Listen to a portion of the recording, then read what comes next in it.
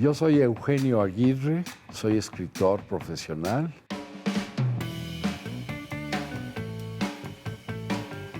Me dedico a la literatura, a las letras, a aspectos editoriales desde hace más o menos 50 años. En 1961 ingresé a la Universidad Nacional Autónoma de México, mi alma mater, en la Facultad de Derecho y estudié la carrera para ser abogado. El ejercicio de la abogacía me permitió conocer el México profundo, el México que la mayoría de las personas desconoce y que puede llegar a ser terrible y tenebroso y siniestro. Y eso me permitió adentrarme en un género que es fascinante, que es la novela negra. Debo decirles también que he cultivado el ensayo, he publicado el cuento, tengo varios libros de cuento, tengo varios libros de ensayo. También he trabajado mucho la novela histórica y es por lo que realmente se me reconoce como escritor de novela histórica porque he publicado más o menos 14 o 15 novelas históricas que ya permiten a los lectores conocer en una forma placentera y gratificante la historia de México a través de la literatura. Es una profesión que me llena de felicidad y me gratifica mucho, pues he tenido muchos reconocimientos, algunos de mis libros han sido traducidos a otros idiomas y tengo bastantes lectores en mis novelas negras y en mis novelas históricas también.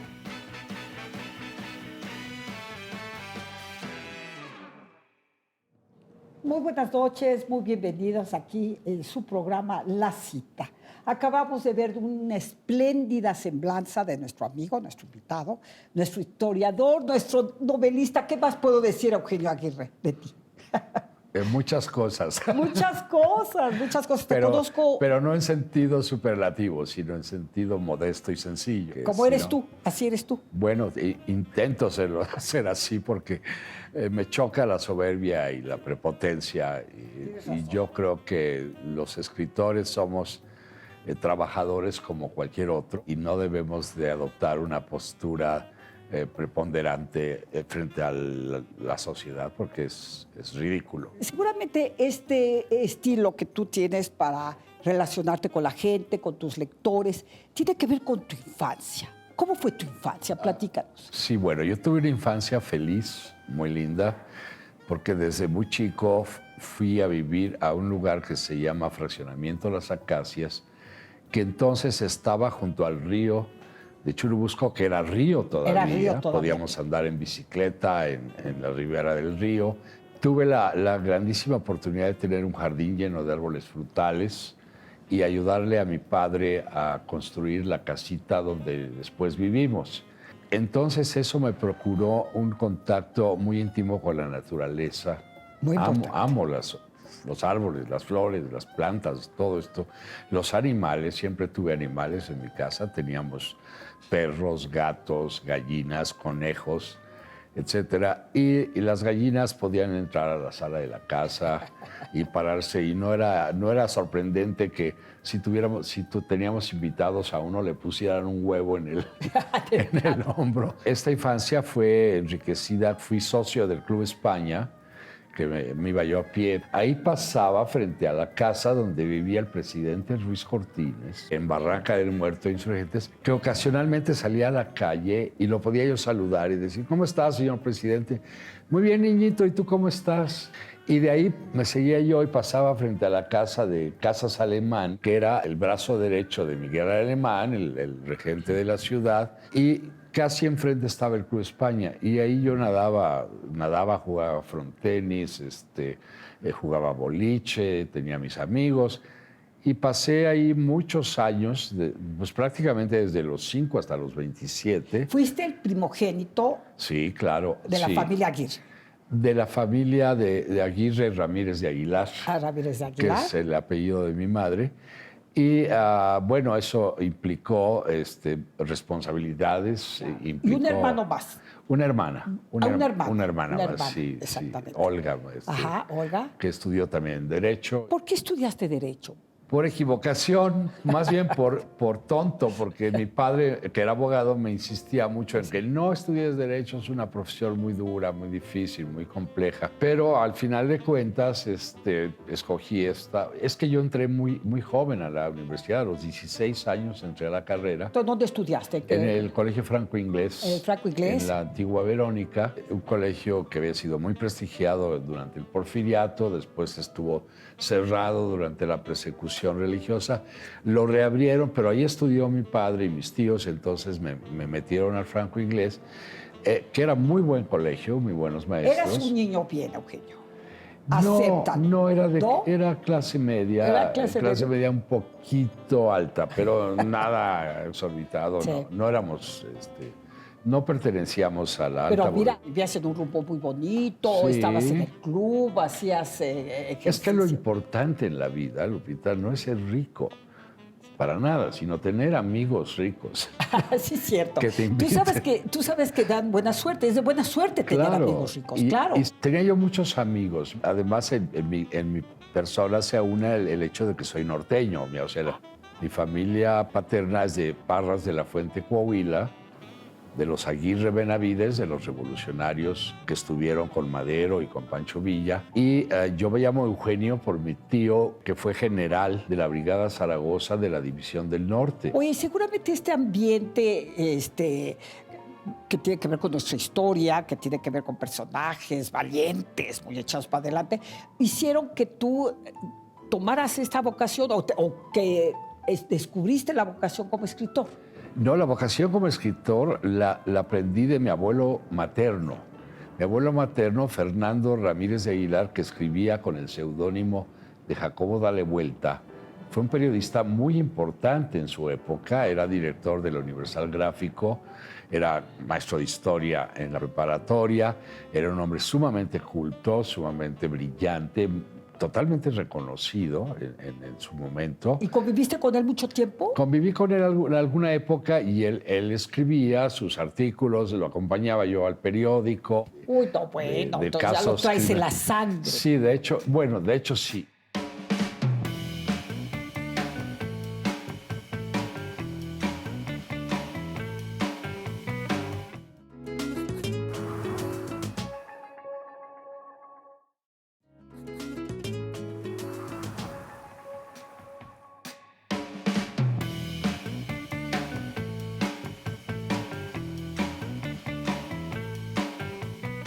Entonces, seguramente tu niño, tu adolescente, ya eras un lector. Sí. ¿De qué libros te acuerdas? Mira, leía yo Salgari, leía yo Julio Verne y algunas novelas prohibidas que tenía mi papá en su librero. Me las llevaba, me metía en la cama, me ponía las cobijas encima con una lamparita y me pasaba toda la noche leyendo. Y era yo un lector acucioso, empecé a leer a Germán Hesse, a Aldous Huxley, etcétera. Y siempre mi admiración era tal que yo quería imitarlos. O sea, yo soy escritor por imitación, porque creía yo reproducir los textos de estos grandes escritores que... Claro, yo creo que leer es casi más importante que escribir. Bueno, escribir es muy importante, pero no puedes ser uno escritor si no eres lector. No, porque nosotros aprendemos de la lectura el lenguaje, que es nuestro instrumento de trabajo, y entre más lees, entre más rico es tu acervo lexicográfico, pues mejor escritor eres. Sí, claro. O sea, yo siempre me fijaba dónde ponía la coma Faulkner, dónde ponía el punto y coma Borges. Ay, bueno, pero verdaderamente es que es la forma en que aprendes, o sea, el ritmo y el aliento de la lengua. Claro. ¿Sí? Porque si no, queda un discurso desbocado. Claro que hay autores como José Saramago, geniales, que no usaban ortografía, no usaban puntos, ni comas, ni nada. O sea, y sin embargo su discurso lo entiendes. Perfectamente bien, aunque parezcan diálogos. Exacto, porque ¿sí? Sus frases llevan la respiración del hablante.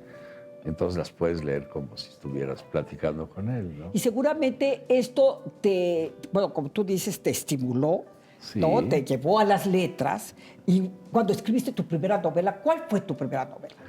Mi primera novela se llama Jesucristo Pérez. Es una historia de anticipación que la escribí en Ibiza, porque yo me fui a vivir a Ibiza en el año de 69, que era una isla maravillosa. Después de 68. Sí. ¿Participaste en 68? No, ya no, ya había yo salido de la facultad, pero ayudé a muchos jóvenes, porque en ese momento yo era agente del Ministerio Público en el hospital de Joco, y a todos los chicos que nos llevaban heridos los escondimos, les dimos posibilidad de que se fueran, de que no los aprendieran y los llevaran al campo militar número 1. Entonces sí, logramos salvar, hablo en plural porque no era yo solo, sino era mi equipo de trabajo. Pero estuve ideológicamente muy involucrado en el movimiento, porque todos en aquella época éramos en alguna forma gente de izquierda, pero de izquierda pensante, ¿no? La izquierda, disque izquierda babosa que presumen hoy. Habíamos estudiado a Marx, a Hegel, éramos amigos de Berto Castillo. Tu padre era liberal también. Mi padre era liberal, pero era un hombre mesurado en ese sentido, y como ocupaba cargos públicos, sí teníamos una pugna, porque él tenía que apoyar al gobierno, a Díaz Ordaz, y yo era... Antisistema. Y yo era antisistema frente... Yo era un hippie de greña, de peace and love,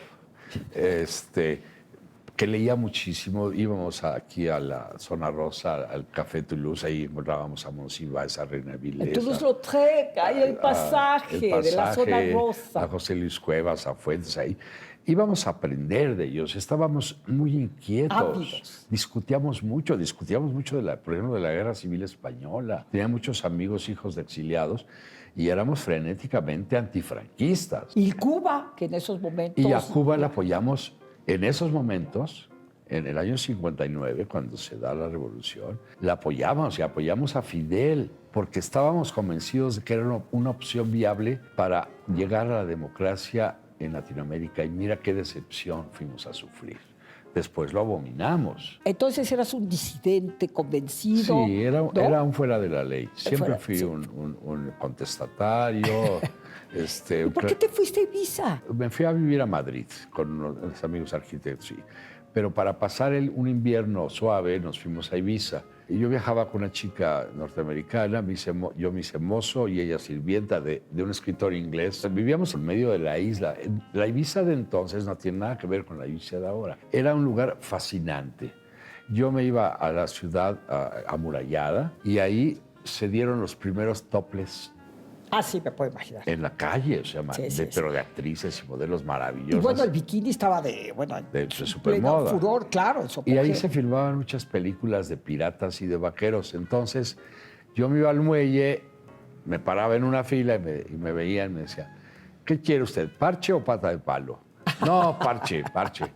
Pásale, me apuntaban. ¡Qué bonita experiencia! Participaba en la película donde salía una micra de segundo, pero nos pagaba lo suficiente para para comer toda una semana. Entonces era delicioso, y ahí estaba lleno de artistas. Oye, ¿qué películas para que nuestro auditorio pueda buscarlas y te identifiquen ahí con tu parche? Híjole, no me recuerdo, Lupita. Estamos hablando de la prehistoria. Sí.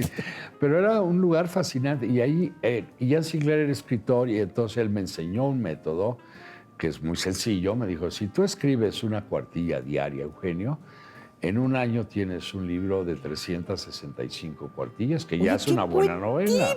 Y oye, y no te cuesta ningún trabajo. No te lo voy a fusilar. ¿Cuánto te puede tomar una cuartilla bien escrita? ¿Una hora y media, 2? Te puede tomar desde 20 minutos hasta 8 horas. Si escribes como Flaubert, te toma todo el día. Fíjate, 10 años, ¿no? Flaubert escribía Emma Bovary. 20 cuartillas en la mañana. Luego las reducía a 12 a mediodía después de comer, y luego las reducía en la noche a 2. Muchas veces se daba el lujo de esas 2 cuartillas convertirlas en una frase. ¿Podríamos decir que Flaubert es tu autor predilecto? Bueno, has de tener varios. No, tengo muchos. Sí, Flaubert me parece magistral, es un ejemplo para seguir, pero están los grandecitos de la literatura: Kafka, Faulkner, Borges, Rulfo, Jorge Edwards. Leíamos a García Márquez, a Pepe Donoso. Me encanta cómo lo dices Carlos con una Fuentes. Familiaridad, Pepe José. Es que lo conocí. Con razón. Lo conocí, era un hombre muy grande. Lo conocí en un encuentro de escritores internacional que organizamos aquí en México. Y Pepe Donoso, que era un hombre grandotote. me adoptó, porque yo era muy jovencito, y me abrazaba, así me apapachaba y me contó cosas maravillosas. Por ejemplo, me contó cómo escribió el final de El obsceno pájaro de la noche. Ándale. Qué novela más bonita. ¿No? Y él terminó la novela en un ataque de morfina que le pusieron en un hospital, que no sabían que era alérgico a la morfina. Se le había reventado una úlcera y entonces para curarlo le pusieron la morfina y él se enloqueció y salió este gigante con sus sueros y todo, aventando a todo el mundo. Y me dijo, oye, Eugenio, en ese momento, en esos instantes, me llegó el final del obsceno pájaro de la noche, que no lo podía yo resolver, y eso me había provocado la úlcera y una angustia terrible de años.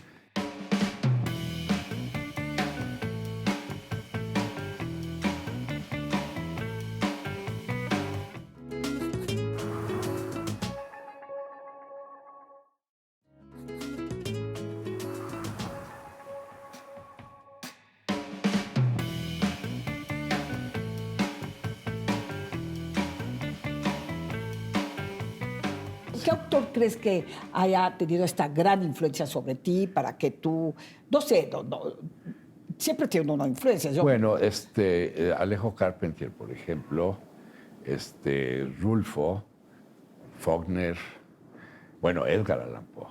Bueno, Wow. Edgar Allan Poe. Sí, mis respetos. Pues bueno, de ahí tus libros y de ahí que muchos de ellos sean de género negro, pues, que ¿no? sean, ¿no? Novelas así. Policíacas Bueno, género. el más reciente. Es una novela negra porque es oscura, porque está llena de criminalidad, está llena de hechos tenebrosos, siniestros, contestatarios. O sea, el personaje de esta novela, del subastador, Carlos Thornton, es un fuera de serie.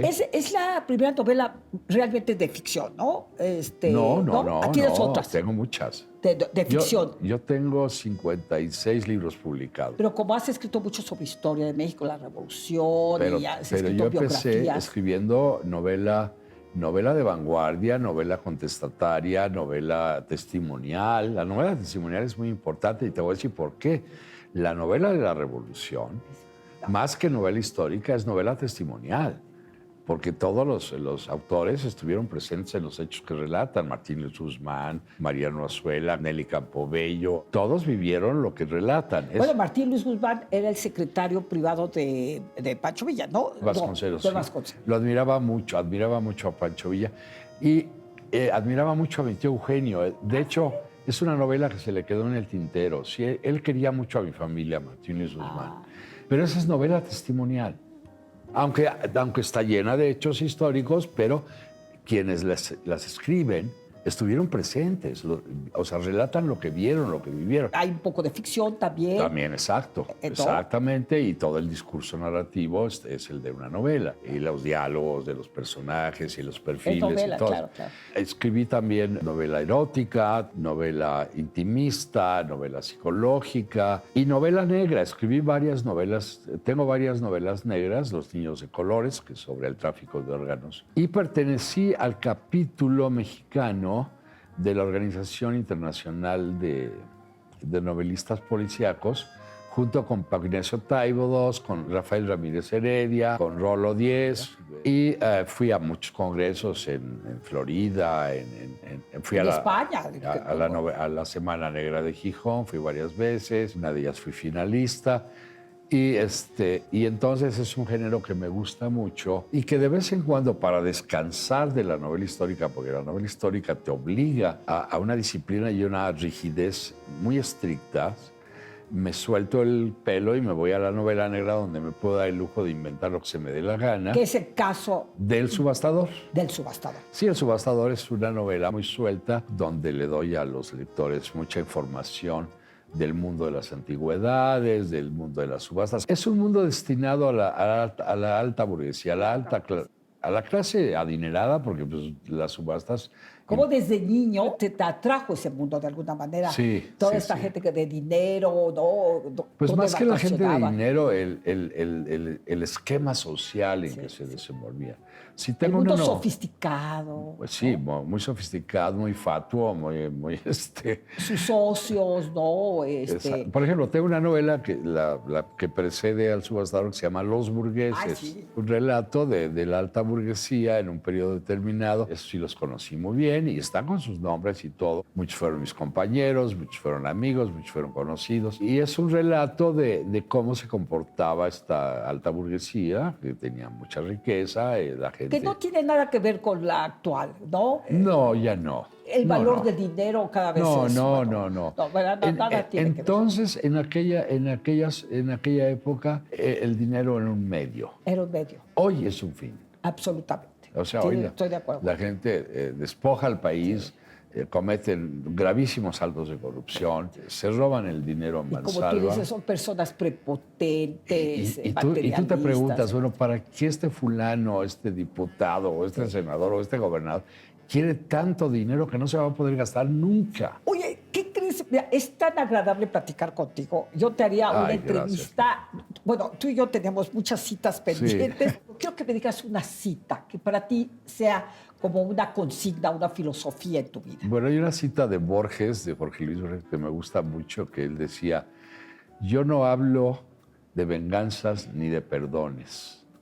El olvido es la única venganza y el único perdón. Fíjate que es sabia, pero ¡Qué sabia! pero hay que meterle el diente. Acuérdate que Borges era sufi. Estas frases de Borges hay que desbrozarlas, hay que meditarlas, hay que reflexionar, porque en una frasecita así te está diciendo tanto. Pues sí, ¿No? todo un aprendizaje de su vida, imagínate. De la historia de la humanidad. De la historia de la Sí. humanidad. Eugenio, nos vamos a tener que despedir, pero tú y yo vamos a tener otra cita muy pronto, porque nos quedamos picadísimos, muy picados con Eugenio Lupita, Aguirre.